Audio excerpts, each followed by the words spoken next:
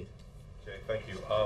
You've talked about Syria policy before in the context of every country within the Middle East is different, but I'm wondering if you can tell us specifically what it is about Syria that leads the president not to call specifically for Assad to step down. What is it about that country, about the geopolitical situation there that...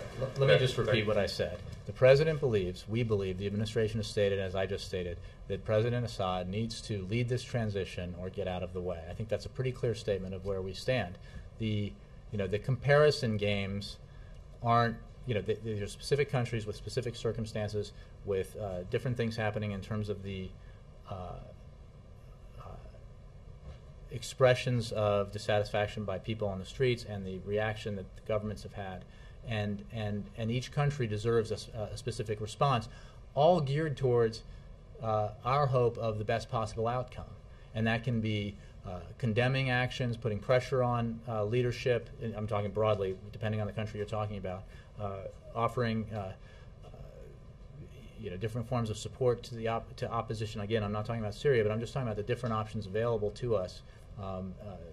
Taking actions multilaterally with allies, unilaterally through sanctions and that kind of thing. And there is not a one-size-fits-all response here because, as you know, the region is very diverse.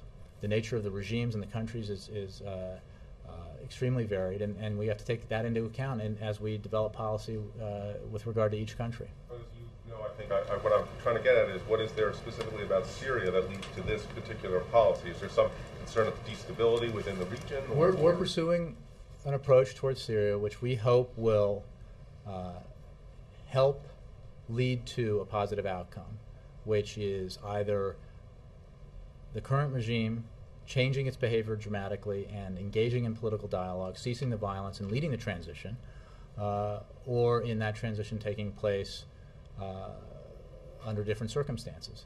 And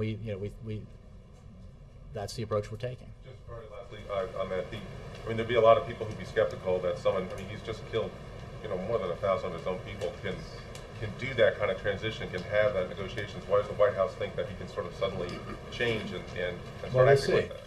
We'll see. Thanks, Jay.